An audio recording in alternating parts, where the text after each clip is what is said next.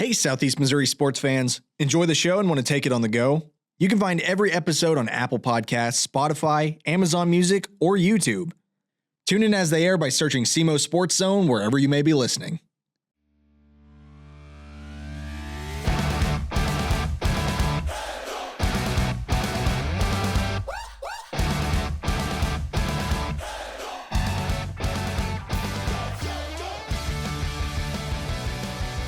Welcome to the SEMO Sports Zone presented by A-Corp Sports. I'm Drew. With me as always is my co-host Dave.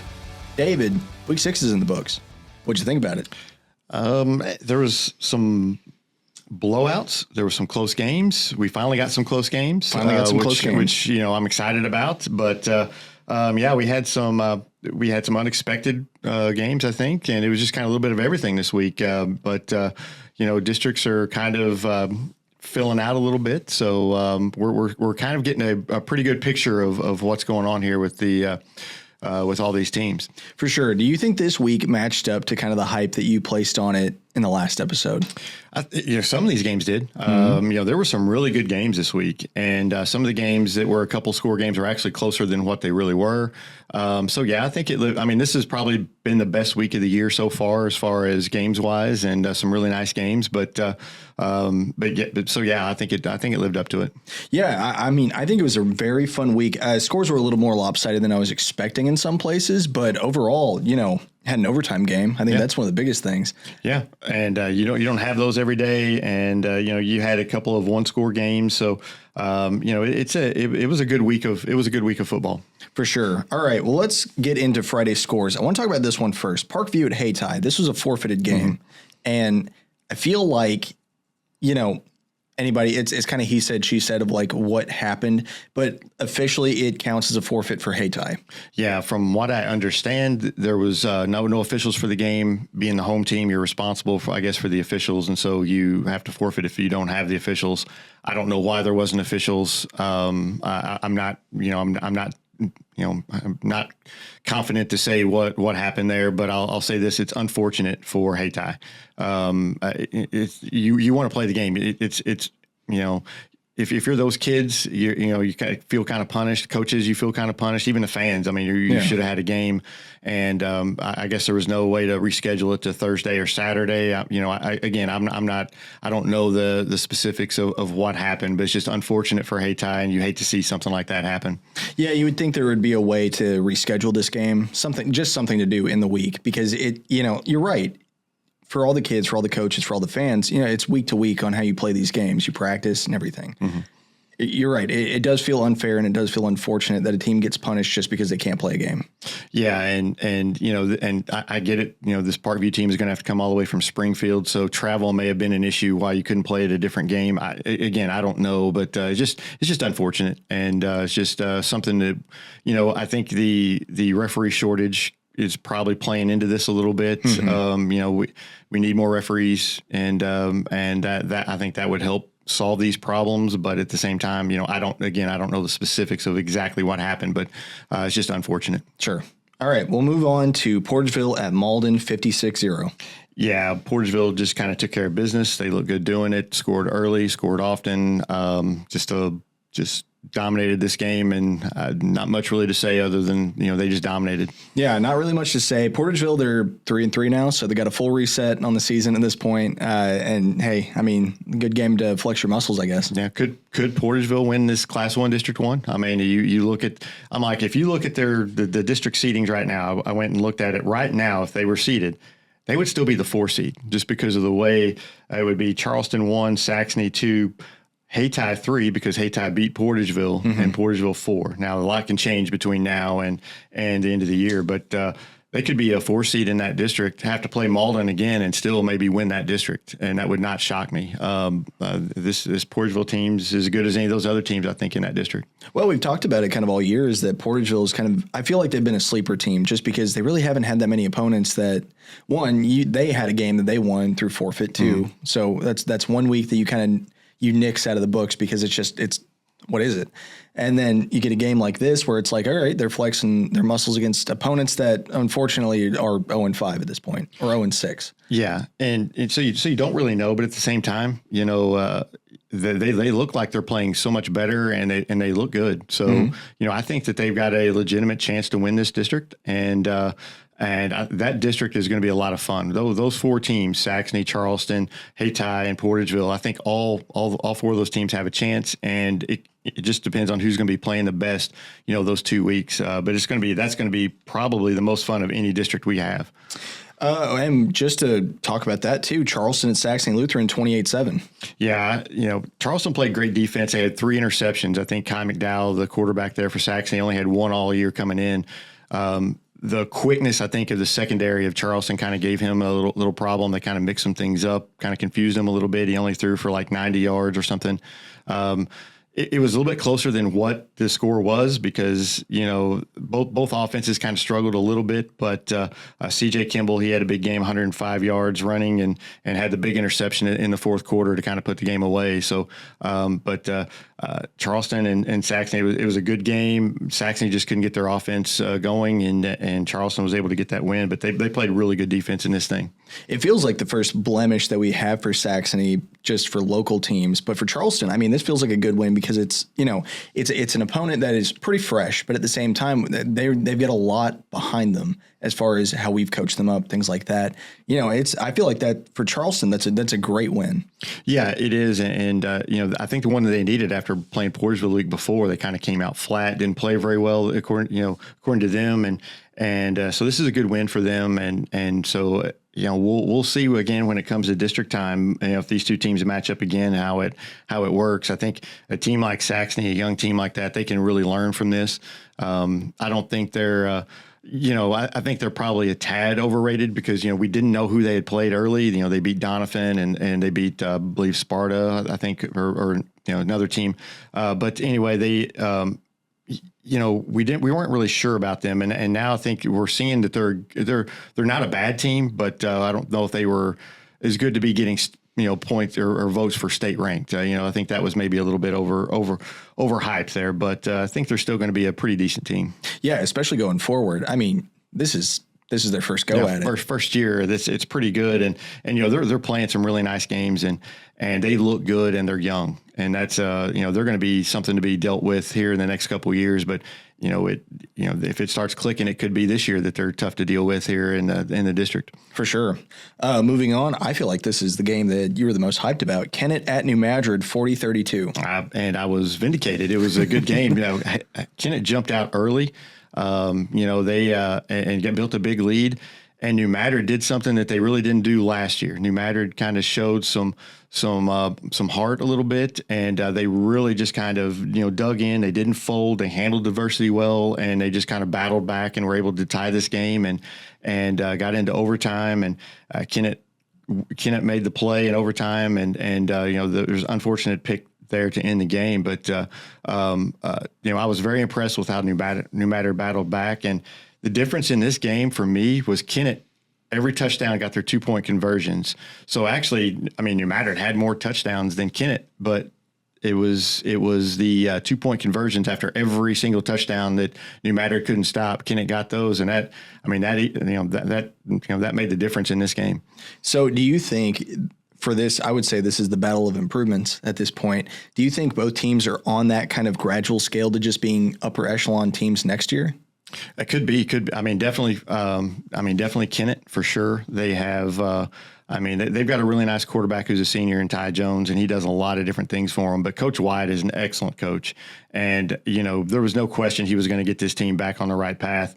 For New Madrid, they've got a lot of young talent there, and they've got a lot going to be coming back next year. So yeah, I expect both of these teams to be very good next year, and I expect a game just like this next year because I think both of these teams are going to be really good and are going to be battling for probably the next few years. This is neither one of them are going to be running out of talent anytime soon. Do you think this game had any implications for that Class 3 District 1 setup for Kennett? I think it maybe, because, Dexter didn't put Kennett Dexter didn't put New Madrid away until late in that game that they played, and so I think this maybe opened some eyes. But I've said all along, I think Kennett's a much improved team this year, and I've kind of been on them all year, and they are. I think they're going to give Dexter all they want. I think Dexter's still the favorite in that game. I think Dexter's still just a little bit better. But if anybody thinks Kennett's going to come in there and just roll over, they're not. That's not the case. And I think they're going to be a factor. They're going to be a team you don't want to play in that district, because that district continues to look tougher and tougher as we go along here. And there's some teams in there that they could cause some real problems for somebody come playoff time. Moving right along, we've got Sikeston and Poplar Bluff, 14-21. Just so disappointed. Bulldogs can't catch a break. I drank the Kool-Aid. I drank the Kool-Aid early in the year, thought they were better than what they were. I had them ranked high this year. And this is just a disappointing game. Turnovers just killed them. Poplar Bluff, I hate to say it, but Poplar Bluff's just not very good. And they weren't able to pull it out. They've lost 28 straight SEMO North games dating back to 2018. They're not going to get one this year because they play Jackson next. They're not going to get that one. So you're looking at not winning a conference game since 2018 going into next year. Just very disappointing. They had a chance late and just couldn't convert on fourth down. But Poplar Bluff, they took advantage of the turnovers. Their offense was not outstanding. They only scored 2 touchdowns, but the pick 6 ended up being the difference in the game, and just a tough game for Sykes, and one that I think they're probably kicking themselves that they didn't get. Do you think that's going to be? I mean, it's hard to say. Do you think this is going to be motivation to improve for the rest of the year? I know your next game is against Jackson, and that's an impossible task, but. Yeah, I don't know. It's tough because, you've got Jackson coming up next, and what's going to happen in that game. I mean, you just lost to a team who lost to Jackson 69-7. So you know that you're a huge underdog going into Jackson. And then you've got 2 games that are probably winnable, New Madrid and Charleston. But can you get up for those games after having 6 or 7 losses in a row? That's tough. It's tough. I don't know. We'll just have to wait and see. Hopefully the coaching staff can get them up and get them motivated to play, these next 3 games on their schedule and go into district with some positive things. But right now, I think this is a very disappointing loss. I think a loss that I think a lot of people in Sykeston thought that they could get this game and they weren't able to. So it's just going to see how they overcome some adversity here. This is going to be a big test for that coaching staff. Absolutely. And I feel like you got the players and you've got the talent. We've seen flashes of it. It's just putting it together. I just haven't seen it from Sykeston yet. Yeah, I keep saying they look better. They look better than they did last year, but the results are the same. And I don't know. I don't know what changes, what needs to change. I don't know. But man, there's something needs to click. Something needs to click. They need something good to happen. They need to win one of these games that are close like this. And they just weren't able to pull it out last year against Poplar Bluff, and not able to do it again this year. And it's just disappointing. And I know that they're not. I know that they're not happy about it, but you just got to battle back and try to get ready for Jackson as best you can, and try to maintain some positivity. Because those New Madrid and Charleston games are looming large now. You want to get those wins, because if not, you're looking at a season that was kind of going to be disappointing. And then moving on to a team that needed to win the worst way, Doniphan at East Prairie, 6-30. Yeah, good for East Prairie. I was kind of surprised with this, but East Prairie just came in and dominated this game from the start. Good for them.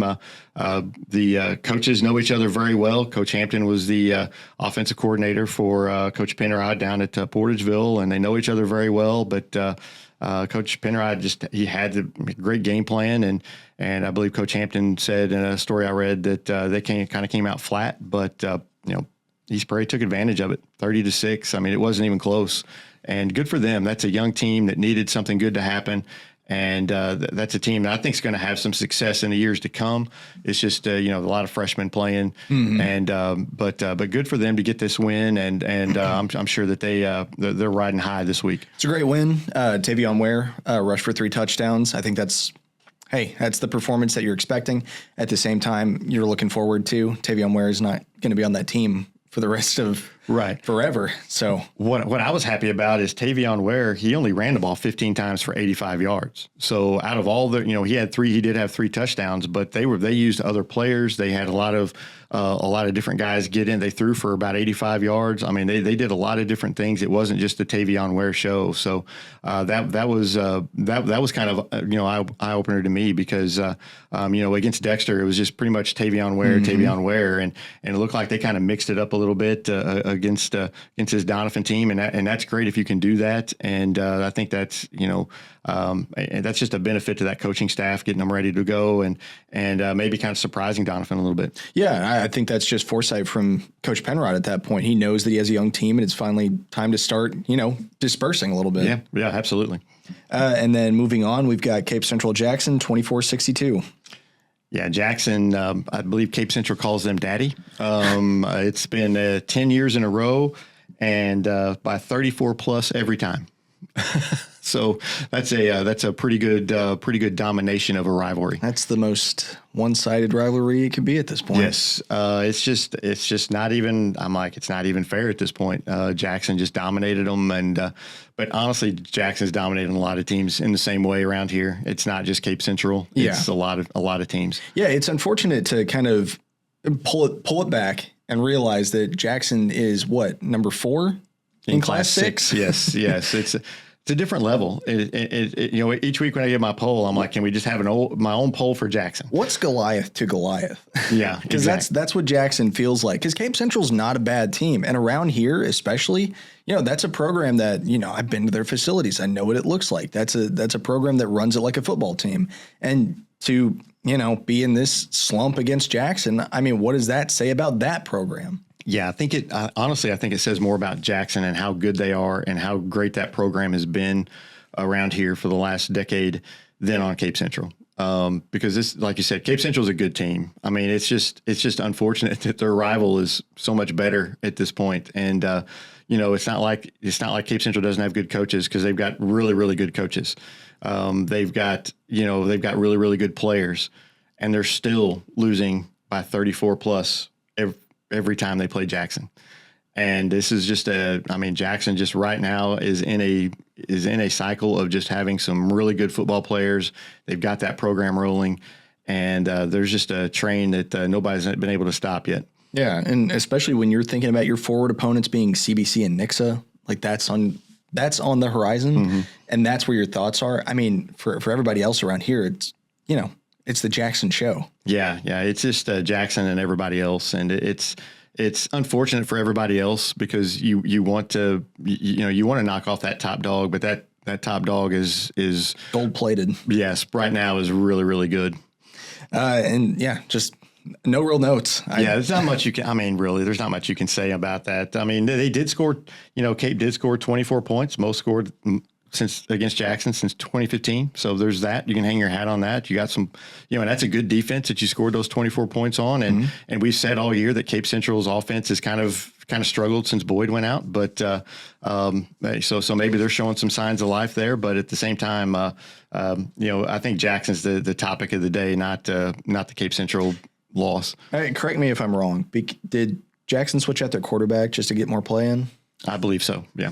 I mean, it's. Hey, if you got time to run your secondary and run it well, I mean, this program's not going to stop.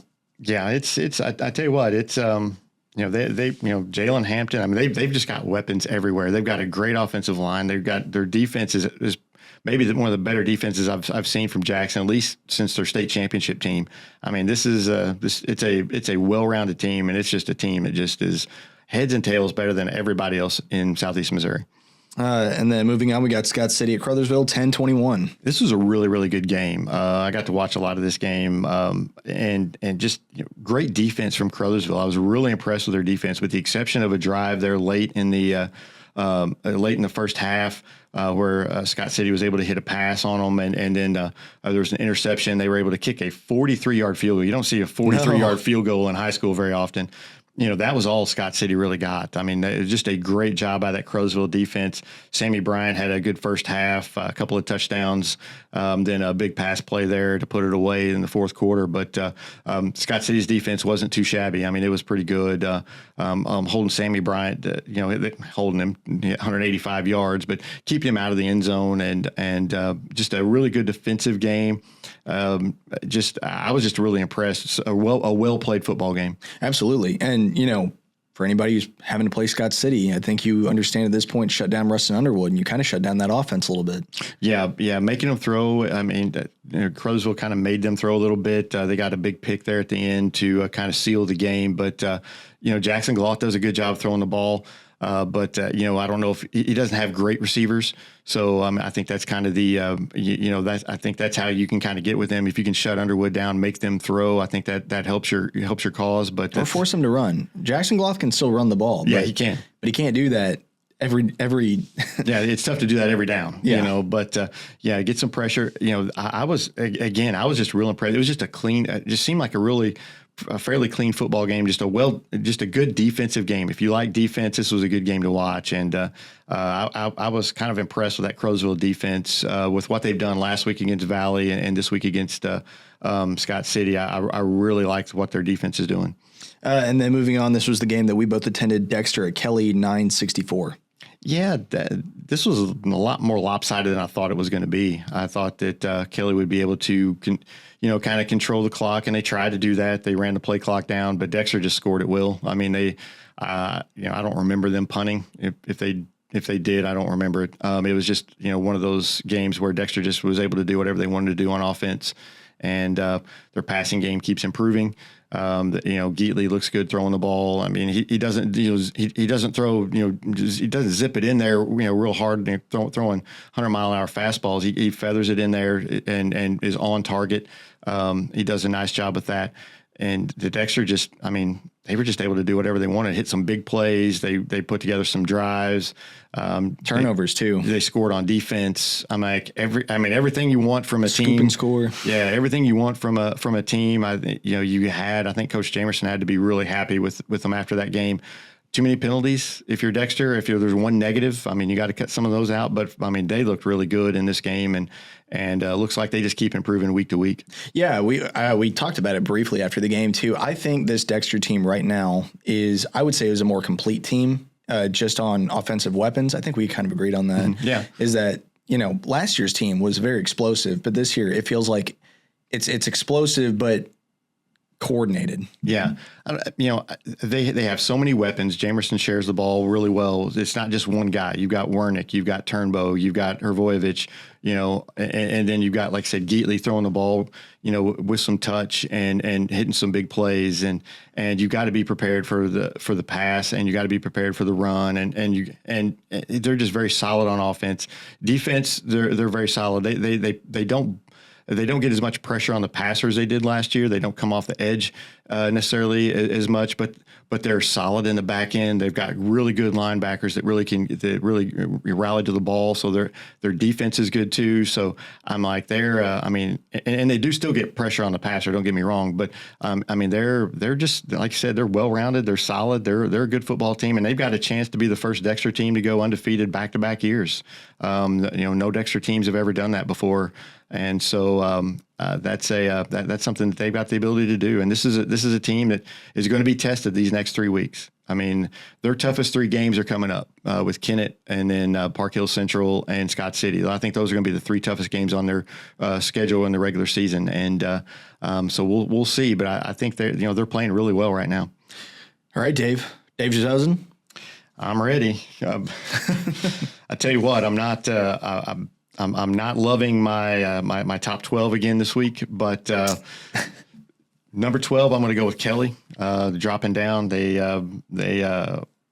obviously they lost big to Dexter. Mm-hmm. They had to drop. They stayed in just because teams behind them just haven't really don't have the resumes. Number 11, I've got Saxony. I've got them dropping a little bit. But number 10, you'll be happy to know Portageville jumped into my top 10. Let's go. I know that I'm big on Portageville. Yeah, and I just needed to see like another win. Just make sure what I saw was what I like. And I like them. I like it, and I think they're probably continuing to rise on this. I think they're a good team. And then at 9, I've got Sykeston. They just keep dropping and keep dropping and keep dropping. I mean, I debate 9's a little high. It probably is. I'm just like, if they line up against Portageville, who wins that game? And I think probably Sykeston, but I don't know. You may be right. And it may just be that's the homer in you. It may be because I have a Sykeston zip code, and it very well could be. I've got Charleston at 8, Scott City at 7. New Madrid at 6. I just got them flip-flop with Kennett at 5. Cape Central drops to 4 with Caruthersville at 3, Dexter 2, and then, of course, Jackson going to rest up there at the top for the rest of the season. I think it's a solid list. I like that top 5. I think it makes sense. I think it definitely adds that little bit of drama for that Kennett-Dexter game, which we will talk about. But, yeah, no, I don't really have any notes for that. Yeah, I mean, it's tough whenever you get down to 11 and 12 because a lot of those teams could, if they play. I mean, it changes week to week because who knows? But they're all kind of about the same. But I'm very happy with my top 5. I think. Yeah. Let's move on to upcoming games. First game I've got on the list: New Madrid County Central at Charleston. At Malden. Yeah, I think New Madrid just rolls on this game. I think they're going to take out some. It was a tough loss against Kennett. I think they take out some of that on Malden. This is a game. I know there was a couple of injuries for New Madrid. Hopefully those are going to be okay. But I think New Madrid rolls. Yeah, no real notes on that. I mean it is what it is. Yeah. And then moving on, we got Sykeston and Jackson.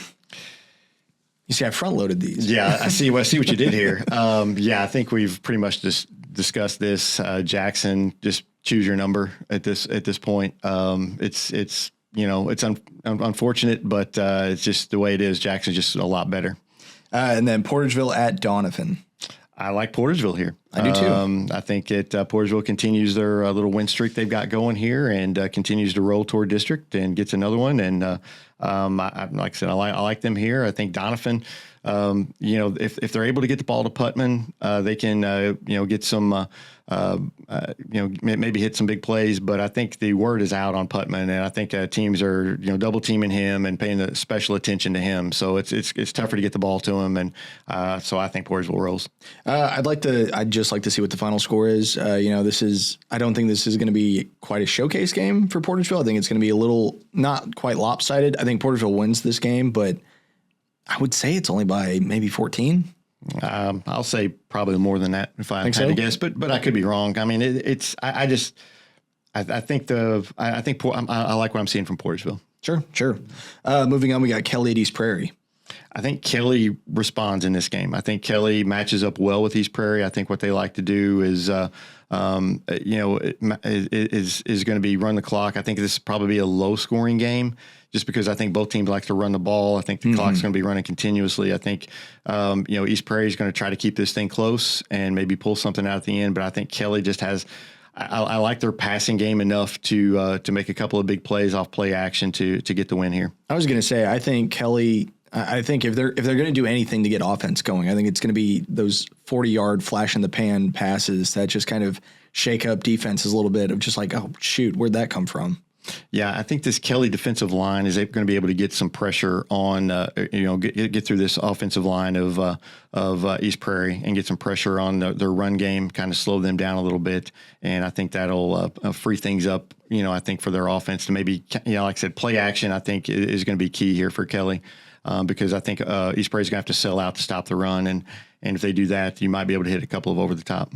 And then moving on, we've got Farmington and Cape Central. This ought to be a really good game. This is kind of stack up well. Yeah, this is a kind of battle for second place in the SEMO North. Cape Central on a 2-game losing streak. That's not what you want going into this game. But they do have this game at home, so I'm I'm going to say Cape Central just because they're playing at home, but this is a toss-up game for me, and it wouldn't shock me for either team to win this, but I'm going to go Cape Central. Yeah, I feel like the only real mutual opponent we've seen them play are both. We've seen them both play Jackson and Sykeston. And it was both the same scenario in both. Yeah. So on paper, you're right. This is a very even keel, I would say. These teams are going 1-1 with each other. I don't know. I'm going to say Farmington is going to squeak out by maybe 2 or 3 points. But that's where I'm at. Yeah, and you very well could be right. Again, I think it's a toss-up game, and it's probably one of the best games of the week. But it's going to be an interesting game for sure.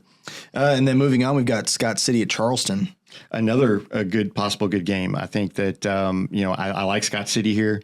I think I like their line play. I think their defense is pretty good. I think it's not going to be, I don't expect a super high scoring game, but at the same time, I think Scott City has just a little bit more than Charleston and is able to get a win here. I like Charleston here. I don't know why, but I feel like that's where I'm at with it. They're just scrappier. And they're very scrappy. I feel like they go into these matchups and you're kind of expecting a team like Scott City, bigger school, just to win. But at the same time, I don't know. I can't really ever count Charleston out. And you never really, it's hard to count on Scott City because Scott City is kind of up and down. They're Which kind team of shows up? You're right. At Jekyll and Hyde, that loss to Kelly keeps jumping out. And, if they come out and have a performance like that, Charleston could, definitely win this game. I mean, I think this is going to be a game it's close.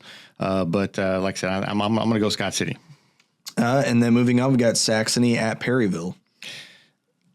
I like Perryville here. I think they're just going to be just bigger and stronger. Yeah, and I think they're able to. I think they're just kind of going to run the ball and have some success doing that. And so I like Perryville here. I think Saxony is going to be able to.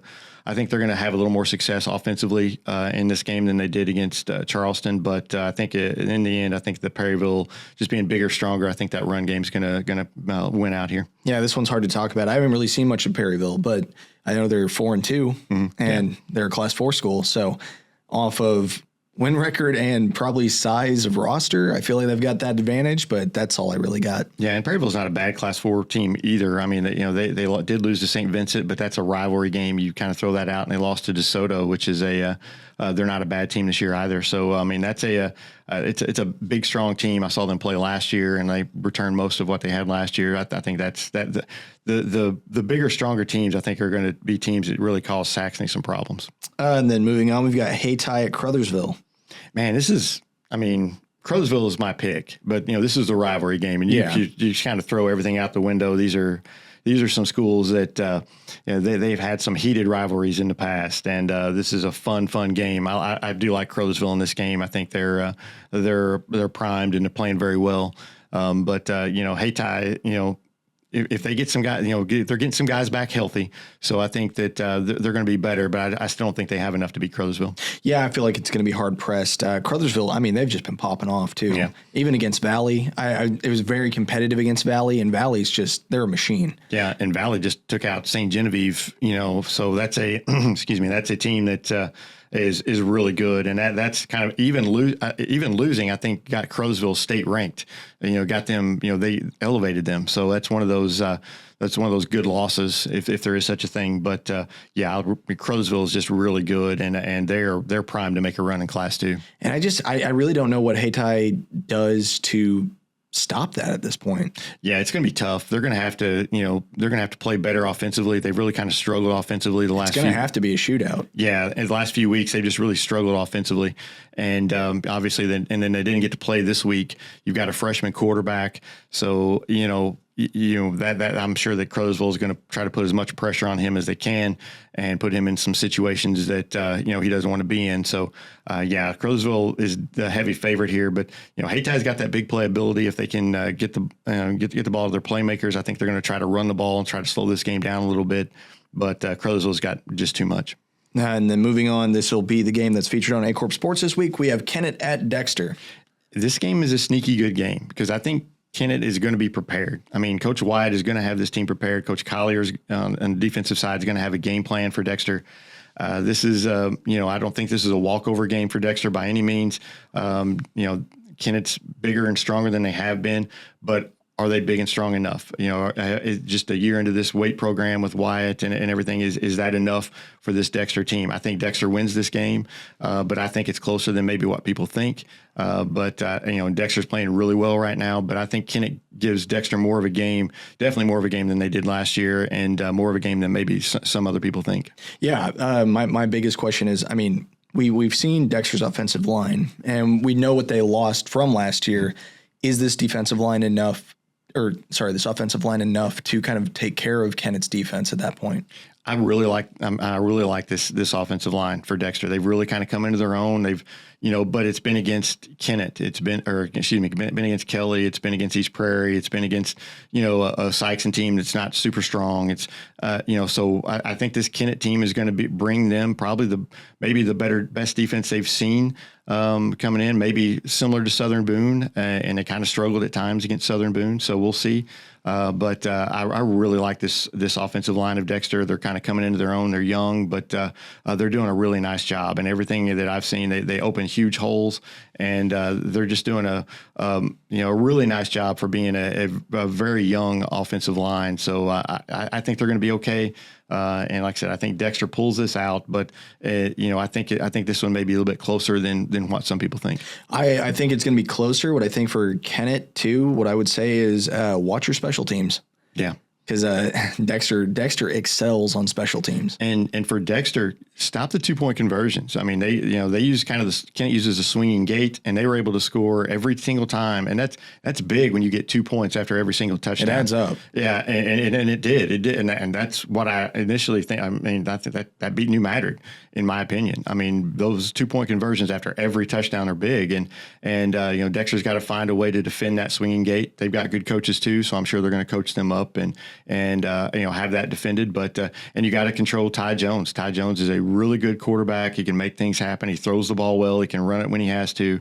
And they've got some good receivers. So I think Kennett's going to throw the ball pretty well on them. And I think probably the best passing game Dexter's seen since Sykes and New Madrid, and those, so they haven't seen a passing game like that in the last few weeks. So they're going to have to be ready for that. But I think it's going to be a great game. You sound excited for this one. I am. I like good football and games that I don't like 64-9, but I like good football games. And I think this is going to be a good football game that's within a couple of scores, and you have some fourth quarter intrigue and stuff.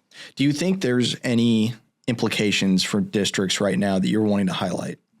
Well, this game for sure. I mean, Dexter obviously is the favorite in that district, but that's a tough district. I mean, right now you've got Dexter, Park Hills.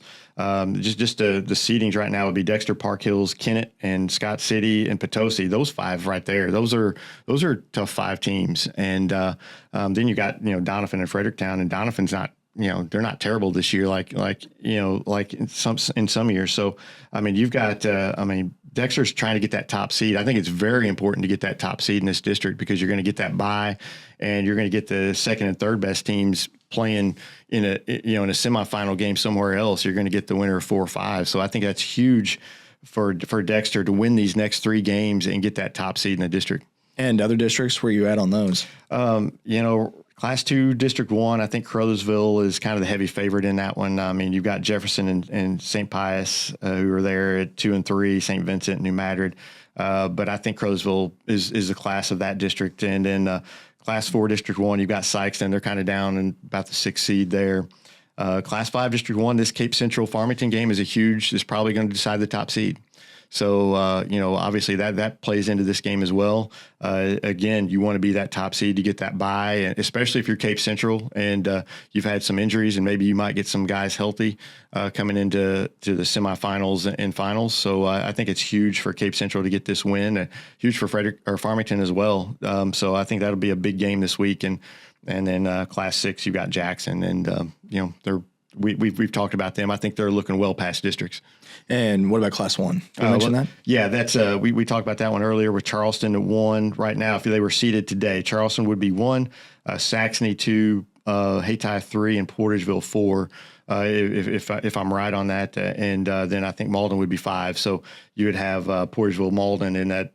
But I think that's just going to be free for all. I think that's just going to be one of those games, just coin flip games, and anybody can win on any night, because all the games, Porterville beat Charleston, but it was close. Charleston beat Saxony, and it was a couple score games. So I think any of these teams can win that district, and that's going to be that one's the one I'm looking to as being just a lot of fun. Yeah, and implication wise, it's a good thing. It's a good thing two of those teams are playing some very good teams this week. Yeah, absolutely. And and these seedings can change in the next 3 weeks, so there's going to be a lot of moving up and down. And but I think it's very important. I think this is a very important game this week for Dexter, Kennett, and the Cape Central Farmington. Those are very important for district seeding. Absolutely. All right, David, any final thoughts? Now, just another good week of football coming up, and there's, like we talked about, a couple of good games and some interesting games that I can't wait to see what happens. Week 7, we're at the tail end. Yep, we're in the last third, so here we go. All right, this has been the SEMO Sports Zone. Thanks for watching. We'll catch you next time.